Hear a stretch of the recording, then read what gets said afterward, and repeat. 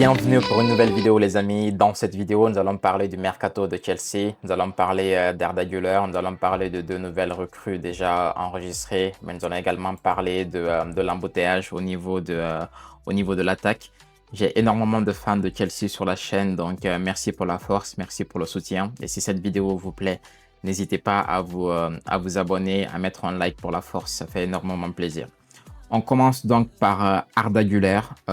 Chelsea est intéressé par Arda Güler. C'est le rêve de Xabi Alonso de l'associer à Cole Palmer derrière l'attaque. On parle d'un prix fixé autour de 100 millions. Différents médias évoquent voilà, un prix qui pourrait osciller entre 100 et 120 millions. Ça semble un joueur qui est très apprécié par Xabi Alonso depuis son passage au Real Madrid. Donc, à voir ce que ça va donner si le deal se fait ou non. Mais en tout cas, Chelsea intéressé par Arda Güler et par l'idée de l'associer à Cole Palmer derrière l'attaque.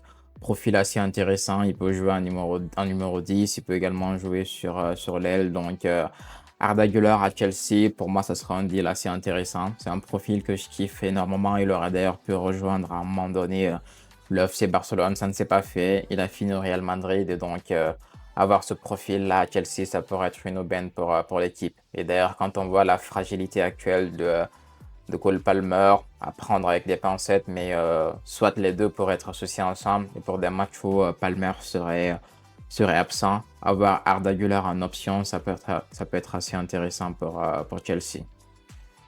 On enchaîne avec deux jeunes recrues. D'abord, Giovanni Kenda et ensuite Emega. Kenda, j'avais entendu parler de lui dès la saison dernière, donc j'avais commencé à me renseigner sur lui. Voilà, on parle d'un coût autour de 44 millions. On est sur un joueur qui est gaucher assez jeune.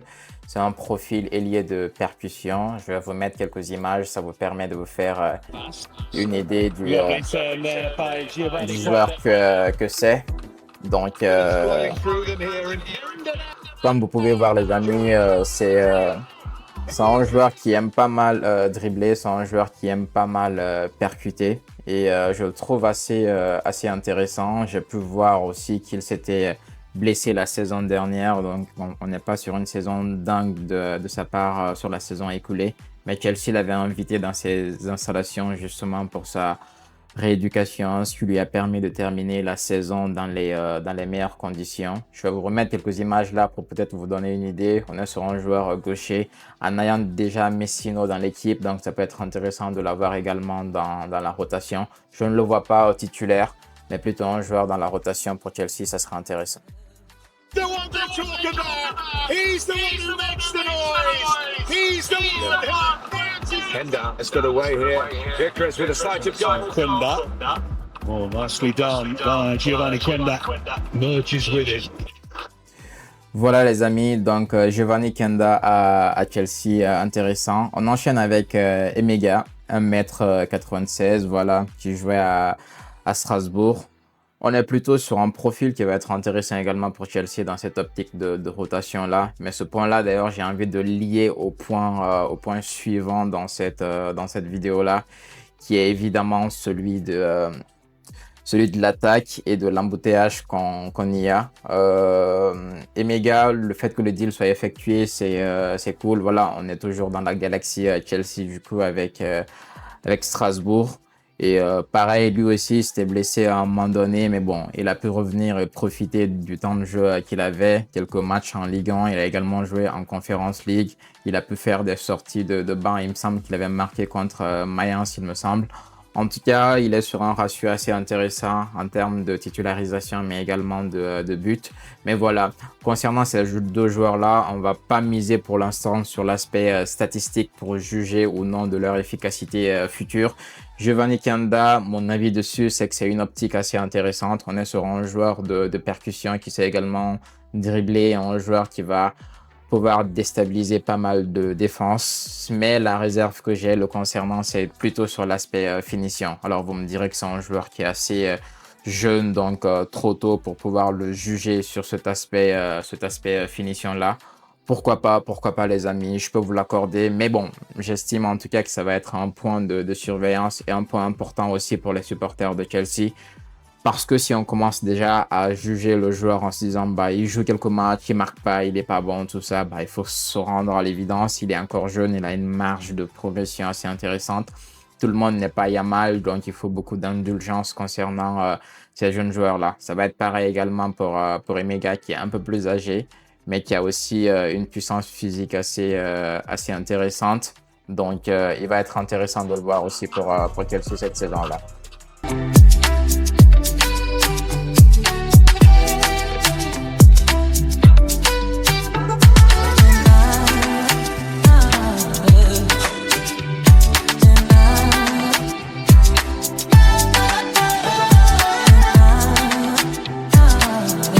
Voilà les amis, vous observez en fait la rapidité, vous voyez la vitesse, vous voyez également le jeu de tête. Donc avoir un profil comme ça à Chelsea, c'est toujours intéressant. Mais pareil, je le vois aussi comme un joueur de rotation, donc ça va être un point important à suivre. Maintenant, ce point-là, il est important parce que les amis, bah, il fait écho au prochain point que je vais évoquer. C'est celui du coup du poste de 9. Qu'est-ce qu'il y a un embouteillage incroyable au poste de 9, les amis à Chelsea. On voit Datro Fofana, Liam Delap. Il y a Jackson dans le prêt, du coup. En tout cas, l'option d'achat ne sera pas levée par le Bayern, donc il va revenir du coup au club. On a déjà Joao Pedro qui est là. Et il y a aussi, j'ai envie de dire, l'ex-pépite du Barça, Marc Guiu, il me semble qu'il était à Sunderland et qui à un moment donné était revenu suite à la blessure de Delap et qui avait joué quelques matchs, donc qui est également là. Donc ça fait, alors là, je vous parle de 4 joueurs pour un poste, mais on pourrait presque parler de 5 joueurs pour un poste. Il y a un embouteillage incroyable en fait à Chelsea en attaque et donc il sera important de désengorger tout ça. Les options qu'on voit aujourd'hui les amis, c'est concernant d'abord Datro Fofana qui devrait être vendu. Donc, on parle d'une sortie définitive le concernant. Et concernant Liam Delap, bah, je suis pas dubitatif. Je pense que le concernant, on partirait davantage sur, je sais pas, un transfert ou un prêt. Mais Everton semble plutôt intéressé par son profil. Donc, le libérer, ça ne serait pas plus mal pour Chelsea aujourd'hui. Alors, il y a Nicolas Jackson qui a eu sa saison au Bayern et qui revient. À mon avis, s'il revient, ça ne sera pas pour repartir. Il va probablement rester. Donc, à un moment donné, il faudra le compter dans la rotation aujourd'hui. Pour moi, évidemment, en tant que titulaire au poste 9 aujourd'hui, on devrait garder Joao Pedro. C'est un profil qui est plutôt intéressant. Je sais que souvent, en tout cas à une époque, on évoquait pas mal Victor Osimhen, mais bon, je me dis qu'aujourd'hui, il faut considérer cette piste-là comme du passé maintenant. Essayer de construire avec Joao Pedro et l'entourer de profils assez intéressants pour step up. C'est un joueur que je trouve plutôt intéressant. C'est un joueur en fait d'ailleurs qui a joué pas mal en 10 balles au pied. Il est incroyable. En termes de finition, il est propre. Quand je parle de finition, je me rappelle encore son piqué en Coupe du Monde des clubs. C'est plutôt un joueur intéressant, complémentaire également avec Palmer. Donc il serait top de pouvoir miser sur lui. Du coup, ouais, embouteillage devant à Chelsea. Nécessaire de dégraisser, nécessaire également d'apporter de la clarté dans tout ça pour que Xabi Alonso puisse construire un effectif assez cohérent. Dans l'ensemble, je dirais en fait que concernant l'attaque, je ne me fais pas énormément de soucis avec Chelsea. Concernant le poste d'ailier gauche, alors aujourd'hui, vous avez déjà à Chelsea Garnacho, il y a également Pedro Neto qui est plutôt solide à ce niveau-là. Gittens est blessé, mais il va revenir bientôt. En termes de date, j'avais vu voilà, ce mois-là en cours, donc retour espéré le 29 juin. Donc voilà, dans l'ensemble, en fait, à gauche, il y a déjà des profils. À droite, on a Messino qui est là, certes blessé là, mais profil assez intéressant que je valide pour ma part. Giovanni Kenda qui rentre également dans la rotation. Pedro Neto qui est plutôt polyvalent et Joao Pedro en 9. Du coup, si Jackson débarque et il devient une doublure en fait de Pedro pour ce poste-là, j'ai envie de dire que d'un point de vue attaque, il n'y a pas énormément de soucis à se faire à Chelsea à ce niveau-là et que Xabi Alonso a l'effectif pour pouvoir construire autour de tout ça. Je sais que c'est le mercato et que souvent la première idée qu'on a en tête c'est de frapper un gros coup. On a envie en fait qu'il y ait des noms qui passent, mais les gars, il faut avoir une idée assez en tête, c'est que aujourd'hui il y a une crise au poste de neuf et donc si Chelsea a déjà des options sur lesquelles miser, il faut capitaliser là-dessus, essayer de dégraisser pour apporter de la clarté dans l'effectif et puis avoir un groupe solide, cohérent pour enchaîner sur la saison d'après. Voilà les amis, dans cette vidéo, je voulais vraiment me focaliser sur l'attaque de Chelsea.